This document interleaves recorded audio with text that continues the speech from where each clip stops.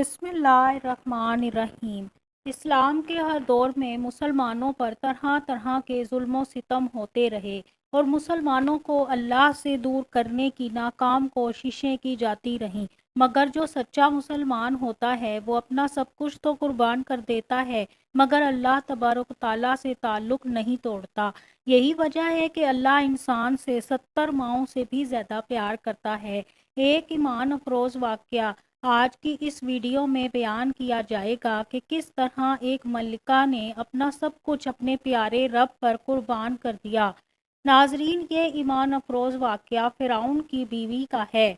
دنیا کا سب سے جابر اور خدائی کا دعوے دار بادشاہ جس کی بیوی اللہ پر ایمان لائی، ان کے ایمان لانے کا سبب کیا بنا؟ اور جب فرعون کو اپنی بیوی کے ایمان لانے کا پتہ چلا تو اس بدبخت نے ان کے ساتھ کیا سلوک کیا، کیا ظلم و ستم ڈھائے، اور اس قابل رشک قربانی کے بعد اللہ عز و جل نے اس کی بیوی کو کیا انعامات اور درجات عطا فرمائے تھے۔ فرعون کی بیوی جس کا نام حضرت آسیہ رضی اللہ تعالیٰ عنہ تھا، یہ ریان بن ولید کی اولاد میں سے تھیں۔ یہ ریان بن ولید بادشاہ مصر تھا جب حضرت یوسف علیہ السلام کا دور تھا، اور یہ خوش قسمت بادشاہ آپ علیہ السلام پر ایمان لے آیا تھا۔ فرعون کی بیوی حضرت آسیہ رضی اللہ تعالیٰ عنہ انتہائی حسین و جمیل خاتون تھیں، اور یہ خاتون بادشاہ مصر کی اولاد میں سے تھیں، اس لیے ان کے پاس مال و دولت کی کوئی کمی نہ تھی، اور غلام ان کی خدمت میں ہر وقت حاضر رہتے تھے۔ یہ فرعون کو سخت ناپسند کرتی تھیں، مگر فرعون جو کہ اس وقت مصر کا بادشاہ تھا، ان کی خوبصورتی کو دیکھ کر ان سے زبردستی نکاح کر لیا تھا۔ اس پر حضرت آسیہ رضی اللہ تعالیٰ عنہ اور ان کے والدین مجبور ہو گئے تھے، مگر فرعون کی بیماری کی وجہ سے اللہ نے حضرت آسیہ کو اس کے ناپاک جسم سے محفوظ رکھا تھا۔ ناظرین کرام، فرعون کو سلطنت کے نشے اور مال و دولت نے مغرور کر دیا تھا۔ یہی وجہ تھی کہ وہ بہت ظالم اور مغرور بادشاہ تھا اور لوگوں سے اپنے آپ کو سجدے کرواتا تھا۔ بنی اسرائیل اس کو خدا نہیں مانتے تھے، اس لیے اس نے انہیں غلام بنا کر رکھا ہوا تھا اور ان پر ہر طرح کے ظلم و ستم ڈھاتا تھا۔ چنانچہ وقت یوں ہی گزرتا چلا گیا اور وہ وقت آیا جب اللہ کے پیارے نبی حضرت موسیٰ اور حضرت ہارون علیہ السلام تشریف لائے اور مصر کی سرزمین کلمہ حق سے گونج اٹھی۔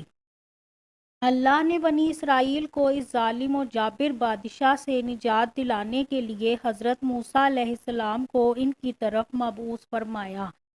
حضرت موسیٰ علیہ السلام نے لوگوں کو اللہ کی وحدانیت کا سبق یاد دلایا اور فرعون کو اللہ کے بہت سے معجزات دکھائے، مگر اس کے باوجود یہ لوگ اللہ کی وحدانیت کا مسلسل انکار کرتے رہے۔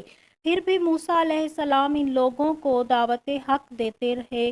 جب فرعون آپ کی تبلیغ سے تنگ آ گیا تو اس نے آپ کو جھوٹا ثابت کرنے کے لیے آپ علیہ السلام سے ایک مناظرے کا مطالبہ کیا۔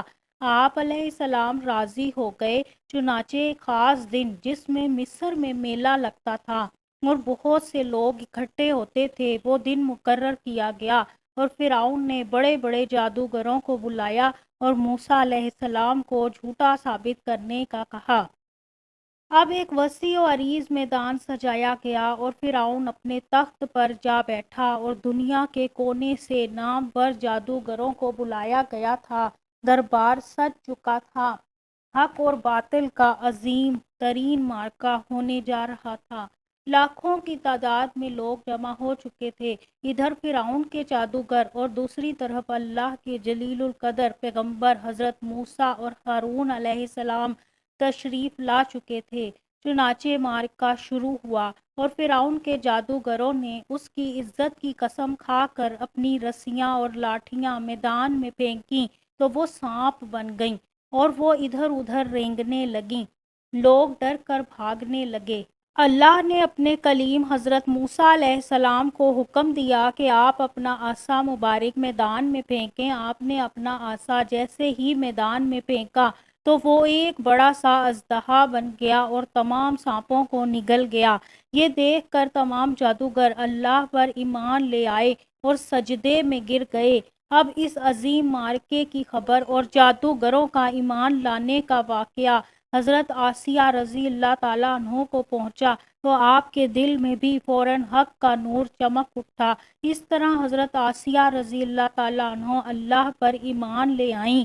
حضرت آسیہ رضی اللہ تعالیٰ عنہ کا ایمان لانا اتنا آسان نہ تھا، کیونکہ وہ ایک ظالم اور خدائی کے دعویٰ دار بدبخت حکمران کی بیوی تھیں، اور آپ یہ بھی جانتی تھیں کہ اگر اس ظالم کو آپ کے ایمان لانے کا پتہ چل گیا تو وہ آپ پر بھی ظلم کے پہاڑ ڈھائے گا۔